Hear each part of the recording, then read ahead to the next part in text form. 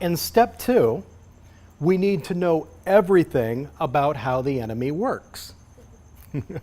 We're going to study them.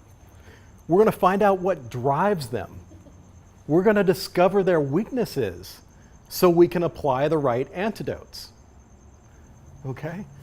Have you ever seen those Buddhist tankas where it's like the buffalo-headed deities with the arms and they have all the weapons and swords in their hands and those kind of things? Have you seen those? Okay. That's what wisdom looks like to the mental afflictions. Okay? Mental afflictions are like, oh boy. Okay?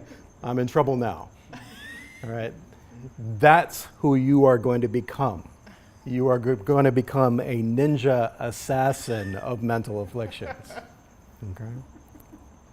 Okay. So the Sanskrit word for mental affliction is klesha. Say klesha. It sounds like crash, like a crash in your mind, right? Kleshas are mental states, thoughts and emotions which cloud the mind with suffering. Kleshas create the further conditions for suffering, or they create the opportunity for practice. So I want you to get really good at breaking kleshas into 3 parts. So the first thing happens is you're aware, wow, that stung. Something's starting to disturb my mind. You know you can feel it when you're starting to get upset. No mystery on that, right? Okay, so that happens. The next question is, you've noticed it. What are you going to do about it? If you're wise and your heart is filled with compassion, you won't make it worse by lashing back. And we're going to give you really good skills on how not to react to make it worse. Then you apply a virtuous antidote, which eradicates the mental affliction. So you notice you're upset, you don't make it worse, and you apply the antidote. Is that how it normally goes for most people? No. Okay. Lily's like, no. Unfortunately, when we get mentally afflicted and experience something that disturbs the mind, we tend to lash back with an unskillful act, which brings more poison and mental affliction into the world and starts this downward spiral. For example, Twitter plus kleshas, bad idea. Okay? Better to put the phone down. Plus Ambien. Yeah. You have to know that, right? Kleshas or mental afflictions, they come in a whole variety pack of flavors.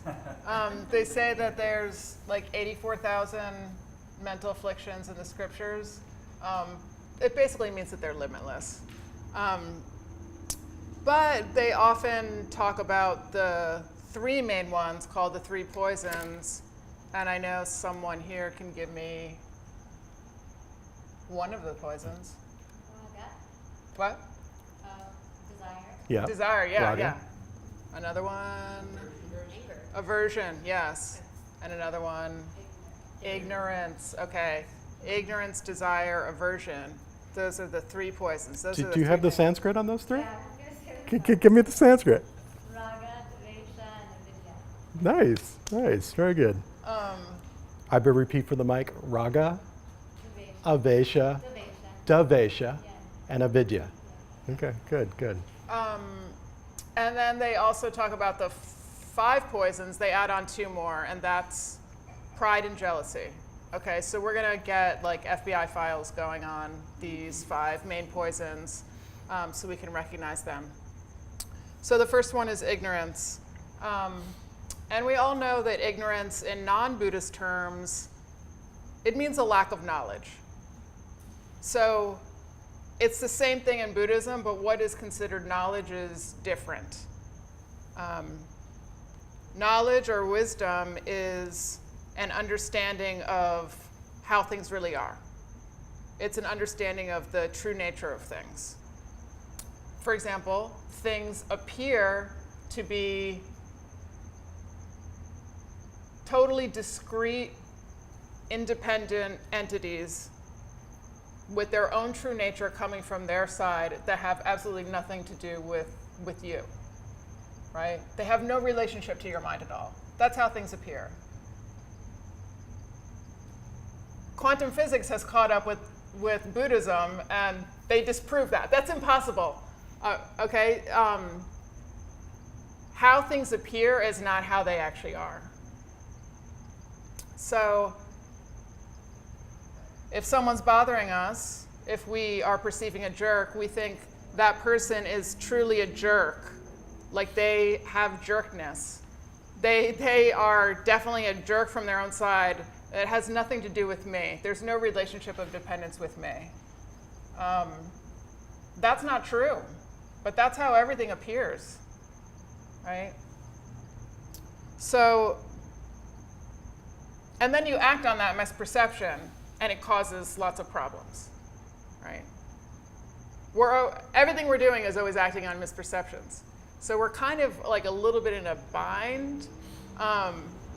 This is why ignorance is the hardest mental affliction to get rid of, because it colors all of our thoughts and all of our perceptions, okay? But all is not lost, because we can get to wisdom. There are paths and practices to get to wisdom, and two of the main things that you absolutely must do, no matter what Buddhist approach you're doing, one is you have to study Dharma. You have to study wisdom teachings, okay? You just have to expose your mind to it, and you have to contemplate the teachings. And then the other thing is you must analyze and investigate reality in meditation. Okay, you have to do analytical meditation. You have to do insight meditation.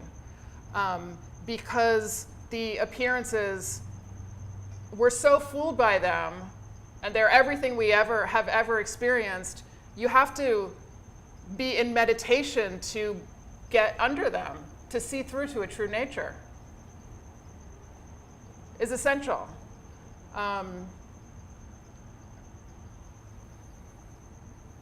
So we're going to talk more about this, about ignorance and how to defeat this mental affliction in the third class, which is going to be kind of a more advanced class. Okay. So the second mental affliction is desire, in Sanskrit raga. Desire is our next poison. But desire isn't exactly what most people think it is. Again, you're going to need every emotion on the path. There is a skillful version of every emotion and an unskillful version, a destructive version and something that is constructive. It's skillful to desire to increase your wisdom. It's skillful to desire to become an enlightened being, to save other beings from suffering. It's skillful to enjoy karmic rewards blissfully. Buddhas in their paradise enjoy it very much. They're just not fooled by where the causes for it came. Desire is a poison, is a mental affliction, only if you would hurt somebody to get what you want. You wanted something pleasurable, but instead you just planted seeds for pain because you grabbed for what you wanted and you hurt somebody to get to it. Or yourself. Or yourself. Instead of using the word desire or raga, it's more useful to think of it as liking things ignorantly. Okay? It's liking things ignorantly when you would hurt somebody to get it. Like politically, it would be like someone saying, I want my tax cut so badly, I don't care if you cut children's health insurance. The reason it's ignorant liking is because the way cause and effect works, the way karma works. Everything that you grasp to ignorantly, you end up pushing away. Grasping to it wrongly makes it slip through your fingers. It's one of the reasons that it's so hard to maintain relationships in this world. Because we think that the other person has these qualities. We think that the other person, that the relationship is set, it's something dependable. And so what we don't see is that every moment is its own little miracle. And we have to keep planting seeds to make this relationship miracle flower. And so we stop planting the seeds and the relationship burns out. And it's an incredibly frustrating pain for most people on the planet. Okay. So very important to, when we get into the lack of self-existence and how dependent arising works, and we're going to focus on that pretty much exclusively in the third class. There's also nothing wrong with doing cause and effect deeds, being the change that you want to see in the world in order to increase the virtue of the world. And that's what we're going to talk about very much in the second class, which is about bodhisattva deeds, which are all aimed at increasing virtue for everyone. Arya Nagarjuna, often referred to as the second Buddha. He teaches us the bodhisattva correlations to the 6 perfections in the string of precious jewels. And this verse discusses, this is the cause and effect relationship for all kind of the top things that people want. And so he says, giving brings us things we need. An ethical life gives us happiness. Refusing to get upset or angry brings us beauty. While joyful effort grants us grace and authority. Meditation leads to peace, while understanding liberates us. Compassion achieves all goals. Such a beautiful verse. The third mental affliction is aversion. And aversion is having hatred, anger, disgust, irritation, any variation of those towards somebody or something. It's disliking things ignorantly, okay? Now, James said earlier that there's skillful and unskillful versions of every mental affliction. So there is skillful aversion. And that's when you see that something is going to lead to suffering and you're like, no, thank you. Nope, don't want that, right? That's skillful aversion. When you have that, it's nothing like the affliction. It actually feels like clarity, and it feels like you're on safe ground. You know, you're not afflicted, you're not disturbed, you're just seeing something clearly. That's not going to work out. James always is like, that's not going to work out, you know, saying that. So you know that you're engaging in ignorant disliking, you know, or afflicted aversion when you would hurt someone, just like with desire, when you would hurt someone to get away from the thing that you dislike. So if somebody criticizes you, you don't like that. But the natural reaction is to want to criticize them back, right? And then the cycle of criticism just keeps going and it increases. So the problem with ignorant disliking is that the very thing that you don't like and that you're trying to push away, you just get more and more of, right? You are, you know, trying to push it away by being angry at it, by making bad lists about it. And all of those things, it's basically like your mind is like, wow, you really like spending a lot of time on this.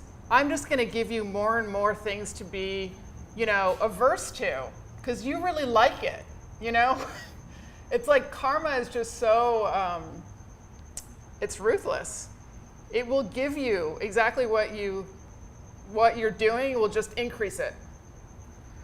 Now, the Buddha, I just love his, some of his statements just sound so obvious, but they're so perfect, and it's like, you are so wise, right? He says, the cause of aversion is thinking about irritating things. I just love that. It's so simple. So you get caught in a loop. The more you think about this thing that you're averse to, the more you're basically its slave. So a monastic approach recognizes this is a mental affliction, this is just more suffering, and you take the short-term pain and you just don't respond back with the same, okay? Buddhist practice is about not continuing the cycles that don't work, the cycles of suffering. It's about cutting those. But sometimes it feels like you do take some short-term pain. You think that it would feel really good to just get angry right back, right? But then with this wisdom, you see, no, that's just going to keep leading to more and more cycles like this. So I'm going to take the short-term pain, and I'm going to know that I'm starting to cut that off. I'm starting to reduce that, right? And again, that's easier said than done, which is why part of the monastic approach is to actually remove yourself from triggers. Like you don't go out into a war zone with a shield trying to block you retreat back to a place of safety. And then you can work on yourself and you can build up more resilience. So we're continuing with our list of the big five, okay? And it's like, man, everyone that's on this planet, you've got these, okay? It's how we got here. We all have them. We all have them to greater or lesser degrees. So it's work to conquer these. The fourth one is pride. And pride is thinking that I'm better, they're lower. It's having a disrespectful attitude towards others. But when you get into bodhisattva activities, pride as a mental affliction is just seeing a separation between yourself and others. Whoa, okay? So we're really going to have to work that one next week to prove how are you connected to everything you're experiencing in your world. So we said that every emotion, there is a destructive version and there's a constructive version. So the skillful version of pride is a kind of divine pride which just sees the natural lack of self-existence within all beings. And when we teach you this in the third class, how to identify with this, this is a very powerful cause for enlightenment. So that natural purity can never be defiled. If you've heard this phrase, Buddha nature, have you heard that before? Okay, that's within every being. And that's why they will eventually be free from their mental afflictions, eventually achieve enlightenment. So identifying with that lack of self-existence, that's a very wise form of pride. As soon as you start grasping to a self and start comparing yourself to others, danger, danger. Dharmakirti noted in the commentary on the Compendium of Valid Cognition that once there is the self, there is an idea of another. On behalf of self and other, there is attachment and hostility. All the faults come about in association with these. So it's really helpful for us right now, if we can't get to that highest wisdom to find the purity within all beings, go to something that's tangible. How we're all the same. We all want more happiness in our lives. We all want less pain. We're all same in that regard. We're all impermanent and can go at any time. And eventually we'll get to seeing how we're all just dependent arisings, coming from causes, coming from how we treated others. All dependent upon thoughts and labels when you get to highest wisdom in Buddhism. So all equal in that regard too. But just find some way when you're dealing with people in your practical life. They want happiness just the same as me. And someday they will be an enlightened being too. True, true, true. The last mental affliction we're going to go over briefly is jealousy. And that is being disturbed by the accomplishments or the good things happening for other people, right? And it's usually, I kind of feel like this mental affliction is masked a lot. Like you don't know that you're, except for maybe in relationships where you feel jealous over, like those obvious things. But usually jealousy is pretty masked, and it might just come out as like little criticisms about people that, like, there's no reason to criticize them. You might just be a little bit jealous of them.